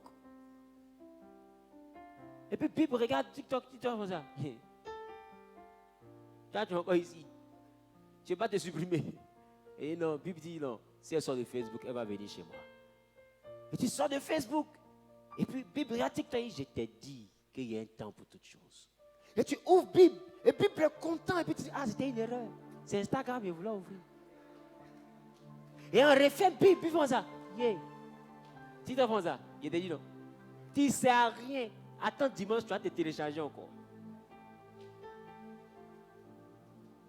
Et même dimanche, quand l'homme de Dieu parle, tu n'ouvres même pas le téléphone d'où tu lis à la Bible. Pour dire que tu as lu, tu lis encore à l'écran. Parce qu'en réalité, tu es hypocrite. Il faut supprimer la Bible. Supprime. Prends ton téléphone, supprime. Parce que même j'ai dit, on va lire, même ton téléphone où tu lis la Bible, là, tu n'as pas ouvert pour lire à des Bibles. Tu en parles à la Bible ou bien, Bible t'énerve ou bien, je ne sais pas, Bible t'a dit quelque chose, ça ne t'a pas plu, il faut dire, mais pardon. Bible a gâté ton foyer ou bien, je ne sais pas, Bible t'a menacé ou bien, je ne sais pas, ou bien Bible allait te critiquer, je ne sais pas, peut-être que Bible a fait quelque chose. Moi, je vais demander pardon pour Bible. Parce que Bible est venu me voir. Et Bible dit qu'il souffre dans ta vie. Parce que tu l'ignores et puis il ne sait pas ce que lui t'a fait. Il ne sait pas. Tu peux passer des heures à regarder des vidéos inutiles, mais lui, tu n'arrives pas à l'ouvrir. Et ce qu'il ne comprend pas, c'est que des fois, il t'entend dire que lui, son Dieu, là, est ton Dieu. Ce que lui ne comprend pas, c'est qu'il t'entend dire que son Dieu, là, est toute ta vie, pendant que lui-même, tu ne l'aimes pas. Et il se demande, mais ton Dieu, là, comment est-ce que tu fais pour l'aimer alors? Bible n'arrive pas à voir la similitude, la capacité à avoir quelque chose de correct, à ne pas faire la corrélation plutôt entre ce que tu dis et ce que tu fais. La Bible n'arrive pas à voir le lien, ce n'est pas cohérent. Tu dis que Dieu est tout pour toi, mais tu n'arrives même pas à lire sa parole. Mais tu lis des statuts sur des statuts. Tu scrolles sur des pages de stars, des choses inutiles. Et Bible est là, la Bible te regarde. Mais pourquoi quand ça chauffe dans ta vie, Pourquoi tu ne pries pas tout fan?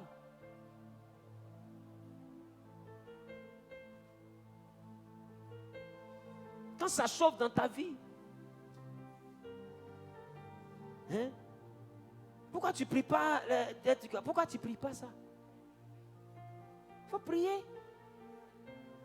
Dans ce que tu fais 2 jours là, il faut prier. Tu vois, dans ça, il faut prier. Quand ton foyer est mélangé là, il faut prier ça. C'est pour ça que tu as le temps. Au fait, j'ai l'impression que tu ne veux pas Dieu, mais tu veux ce que Dieu donne. En réalité, Dieu, mais tu t'en fous, au fait. Tu aurais pu te passer de lui. Mais tu sais que tu as besoin de lui, parce que c'est le seul qui peut t'aider à sortir de ta misère. Donc tu veux l'utiliser en réalité pour atteindre tes fins. Et Dieu est plus intelligent que toi, il le sait. Voilà pourquoi il te laisse dans ta même galère. Parce qu'on ne se moque pas de lui. On ne se moque pas de lui. Moi, je dis, quelqu'un qui fait semblant de mourir, fait semblant de l'enterrer. S'il n'est pas mort, il va s'élever.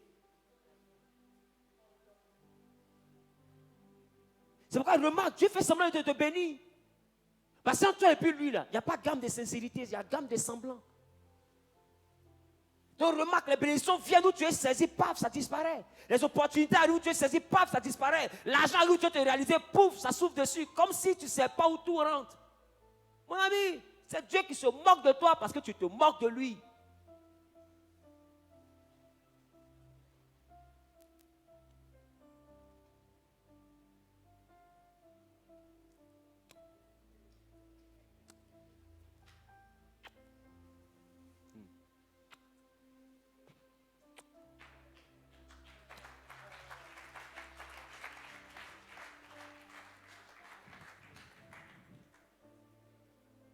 Il te faut choisir qui tu veux adorer.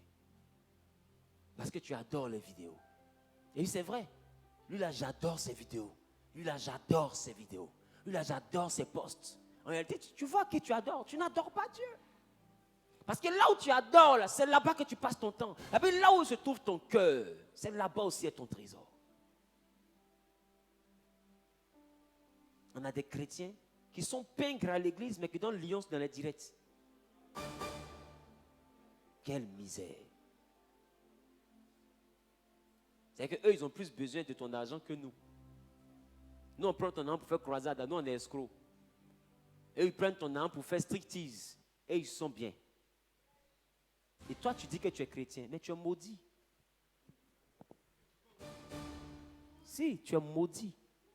Tu es maudit de la malédiction la plus maudite. Parce que tu ne peux pas être chrétien investi dans la débauche et trouver qu'investir dans l'église, c'est l'arnaque. Le pasteur aime trop l'argent. Mais là-bas, on ne te demande pas l'argent. Toi, tu dis, cadeau, cadeau, cadeau. Pourquoi les cadeaux ne passent pas? On peut forcer pour donner son argent comme ça. Mais tout à l'heure, on dit l'église a besoin de quelque chose. Quand Dieu offrande même. D'autres, tu vois, ils vont froisser leur pied là comme ça, on dirait, c'est fétiche. C'est-à-dire, tu viens donner à Dieu un coup de poing. C'est pour le frapper ou c'est pour le menacer? Ben, tu sais que c'est qui est dedans là. Toi, mais ça te fait honte. Donc, tu es comme ça. Et quand on demande, tu dis que la main gauche ne sache pas. C'est que la main droite donne. Parce que la main droite ne donne pas bonne chose. La main droite ne fait jamais bon travail dans ta vie. Écoute-moi. Les offrandes dans la Bible étaient présentées. Et on ne cache pas quelque chose qu'on présente. Voilà pourquoi avant, les offrandes étaient sur l'autel. Donc sur l'autel, là, on dépose. Tout le monde voit. On se comprend? On se comprend? Voilà. L'offrande n'a jamais été une intimité. C'est la charité qui a une intimité. Mais l'offrande n'est pas une intimité. Dans la Bible, il faisait l'offrande sur le tronc. Vous savez c'est quoi le tronc? C'est le truc d'un bois. Un tronc d'arbre. Coupé. Déposé. Et ils font un petit creux dans le tronc et chacun dépose. Et Jésus est venu s'arrêter. Et il regarde ce que chacun donne. Il y a des personnes qui viennent dire merci à Dieu pour une semaine de vie. avec une chose qu'ils ne peuvent même pas prendre pour faire leur petit déjeuner.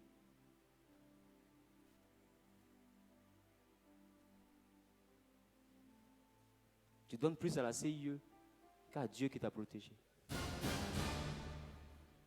Mais comme ton argent ne sort pas pour Dieu, Dieu va permettre que ça sorte pour la CIE. Ta facture ne fait qu'augmenter. Et puis tu te plains. Mais il faut bien que tu sèmes quelque part. Et ta vie augmente, mais ton salaire n'augmente pas. Parce qu'on ne se fout pas de Dieu. Celui qui a arrondi 500 billets a tué les églises.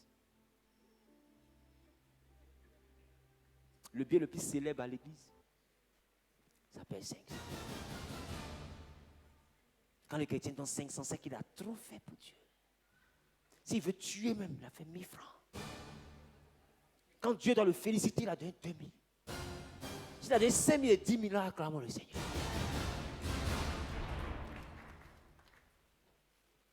Et là encore, ils sont en train de parler, ça d'autres disent, voilà, il n'en était pas d'argent encore. Si, maman, je t'ai dit d'autres. C'est pas toi. D'autres sont assis là, ils ont te dit ça. Et ça. Tout ça, c'est l'évangile, quoi. Tout ça, c'est l'évangile, quoi. Et quand il fait chaud ici, tu te plains. Il fait trop chaud. Tu peux, c'est l'ange Gabriel qui bat ses ailes et puis le vent vient.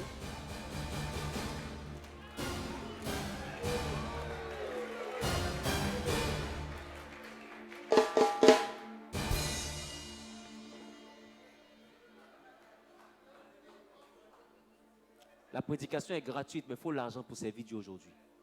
Ça, je vous assure. Regardez ces caméras là. Regardez-les. Et puis cherchez-les dans les magasins d'Abidjan, vous ne trouverez pas. Il faut l'argent pour servir Dieu. Il faut beaucoup d'argent pour servir Dieu aujourd'hui. Pour que les chrétiens soient à l'aise, il faut l'argent. Et ce n'est pas les musulmans. Écoutez-moi bien. Moi, j'ai dit, je serai l'un des pasteurs qui a construit une mosquée. Ça a choqué les gens, mais ils m'en foutent des gens. Ça a choqué les chrétiens, mais je m'en fous des chrétiens, parce que les chrétiens sont les plus méchants de la planète. Là où aucun chrétien ne sème dans mon ministère, Imam a construit l'église pour me donner. Imam. Il m'a regardé et dit, tes prédications me touchent trop. Choisis un endroit, je veux construire l'église. Et il a construit l'église. Il a mis sono, il a mis chaise comme ça. Il a mis climatiseur. Quand il a fini ça, les chrétiens sont venus faire Alléluia cadeau dedans. Ils ont fini Alléluia cadeau. Un autre musulman est venu au culte. L'ami de Pasteur Combat. Pasteur Combat est où? Il vient au deuxième culte. Il est là, voilà. Son ami, musulman. Il est venu, il a mis la vidéosurveillance dessus, près de 2 millions de francs CFA. Un deuxième musulman. Et c'est les musulmans qui ont construit l'église où les chrétiens sont venus faire. Vous avez reçu gratuitement. Donnez gratuitement. Quelle honte.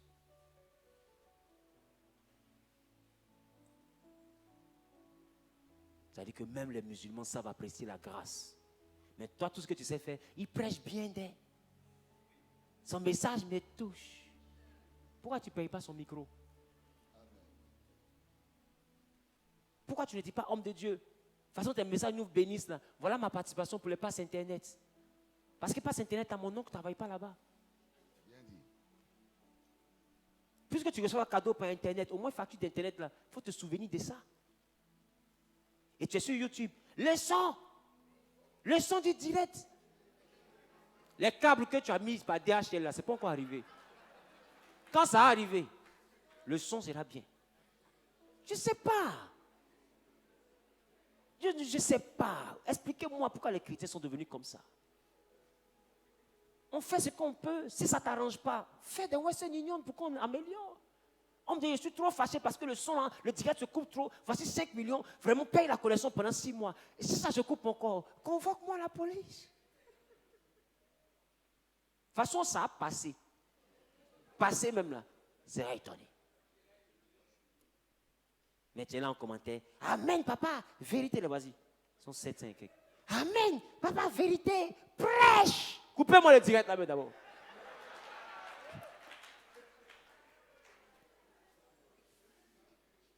Alléluia.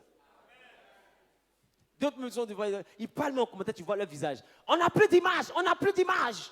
La régie, on a... Aïe, qui travaille pour toi ici? Je ne sais pas. Si tu n'as plus d'image, regarde le mur. Parce que tout ce qui fait image, c'est l'argent qui fait, ce n'est pas la prière. On ne va jamais aller devant un magasin pour dire Koriaba Shakatalabra Sekelebo. On dit, ça dit quoi? Il faut des câbles. On ne va jamais le faire. Parce que ça n'existe pas. On va pouvoir avoir l'onction qui a fait sortir corne sur la tête des gens. Mais il y a une facture qu'on va te donner. Et quand tu vas payer, il y a un reçu qu'on te donne. Point. Que Dieu donne la libéralité à l'église. Amen. Tenez-vous debout, on va prier.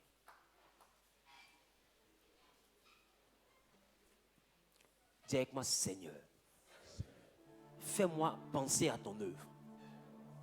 Fais de moi un adorateur qui peut sacrifier son temps pour ton œuvre. Travailler pour te servir en esprit et en vérité. Parle à Dieu. Parle à Dieu. Parle à Dieu. Parle à Jésus.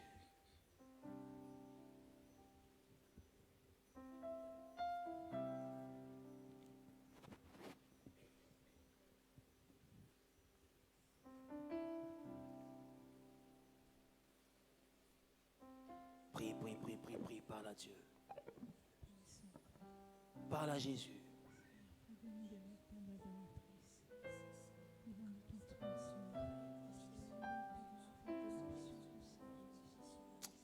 Élève la voix et parle à Dieu. Dis Seigneur, donne-moi la capacité de soutenir ton œuvre. Bénis-moi pour que je puisse bénir ton œuvre.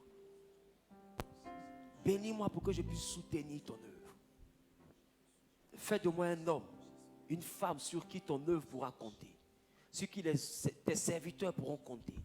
Quelqu'un qui sera capable de financer des croisades pour la gloire de ton nom, afin que des âmes soient sauvées. Fais de moi un homme et une femme, un plié pour ta maison, un plié de prière pour les nations, pour l'église.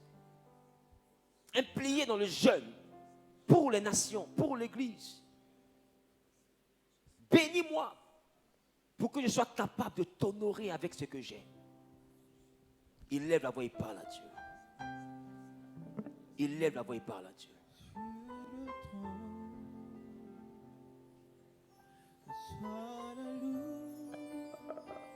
Parle à Dieu.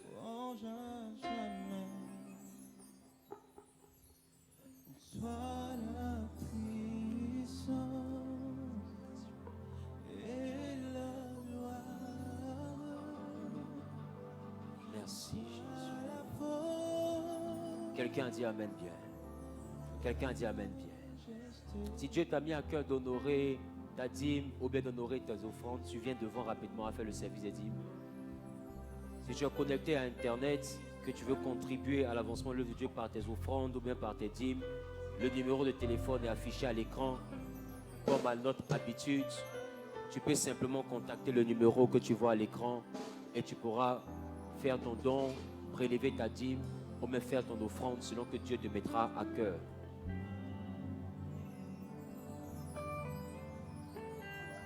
Toi qui as ta dîme, élève la voix et commence à parler à Dieu. Recommande tes activités entre les mains de Dieu. Recommande tes finances entre les mains de Dieu. Parle à l'Éternel. Parle à Dieu.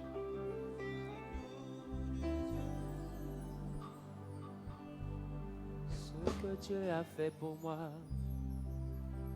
je ne peux pas tout raconter. Seigneur, mon âme te bénit, mon âme t'élève.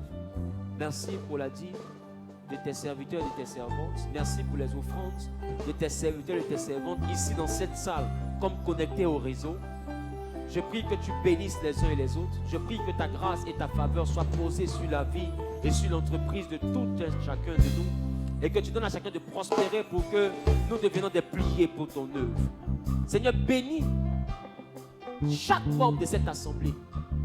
Pour que non seulement nous ne manquons pas de pain, mais au-delà de cela, que nous ayons de quoi te servir avec notre force, avec notre temps, avec notre intellect, avec nos capacités, avec nos finances. Que nous puissions te servir en esprit et en vérité. Seigneur, merci pour ta grâce. Au nom suprême de Jésus-Christ de Nazareth, j'ai prié. Amen. Amen. Amen.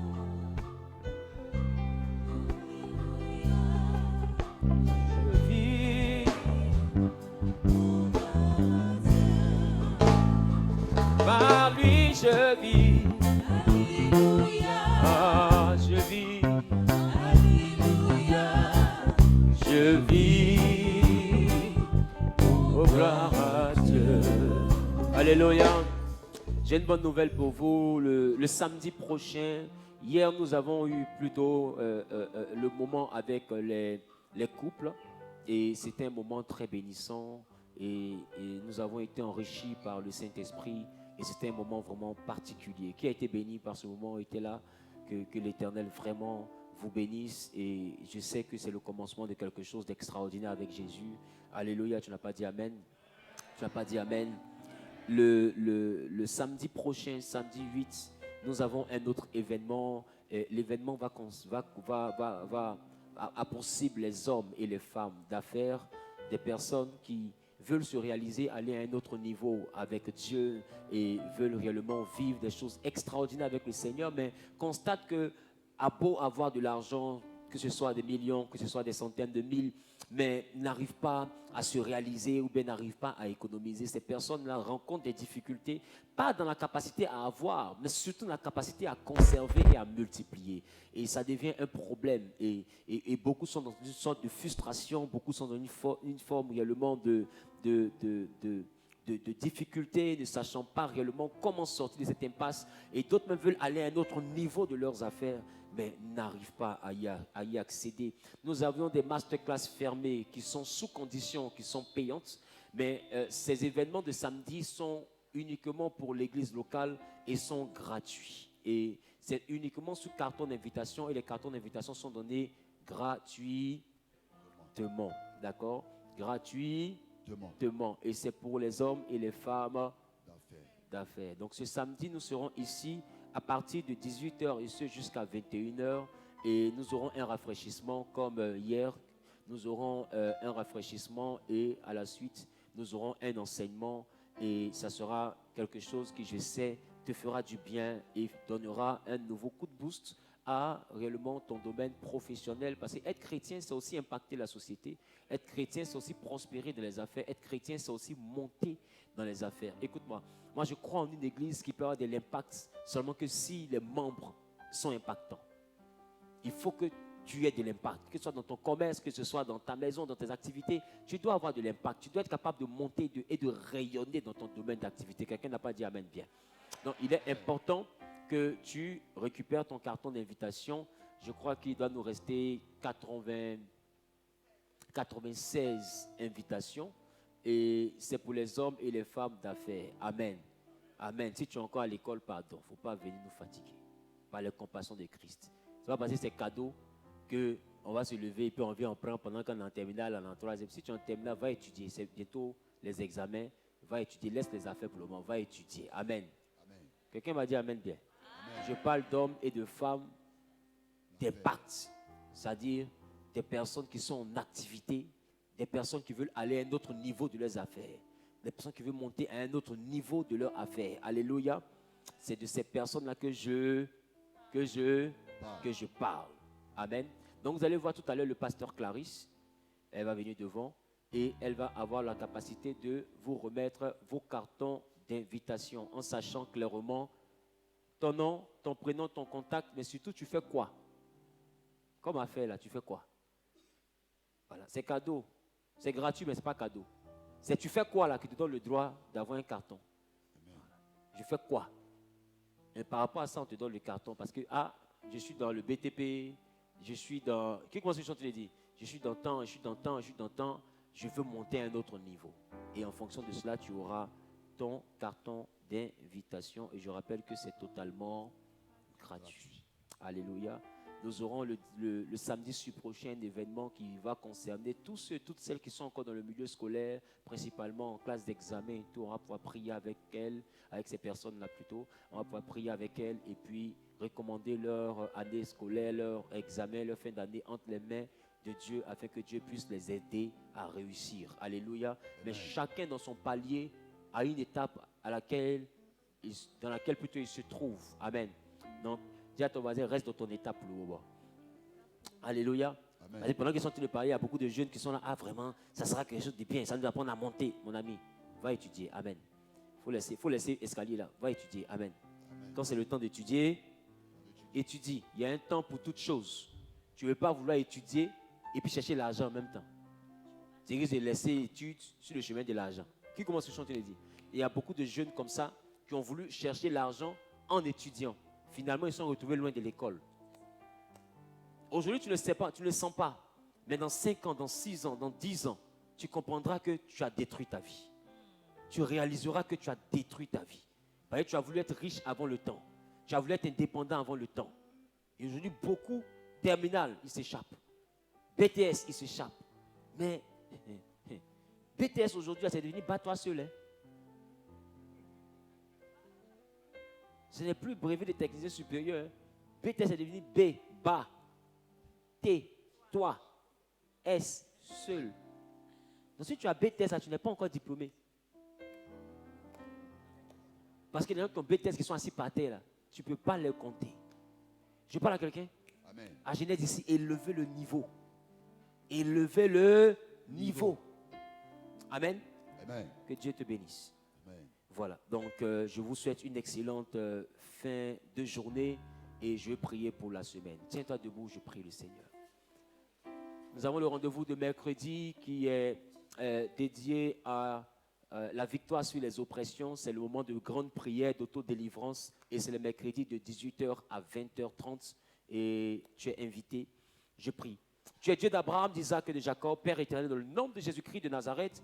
Je veux te recommander la vie des uns et des autres. Je veux te recommander réellement la semaine. Je veux te recommander les activités. Je veux te recommander tout un chacun ici présent. Et je prie que par ta grâce et pour ta gloire, que ta main puissante soit posée sur la vie de tout un chacun. Au nom de Jésus-Christ, j'ai prié. Quelqu'un a dit Amen. Est-ce qu'il y a de nouvelles personnes ici? Tu es là pour la toute première fois. Lève la main que je vois ta belle face. Oh, mais elles sont trop jolies. On peut acclamer Dieu pour leur vie.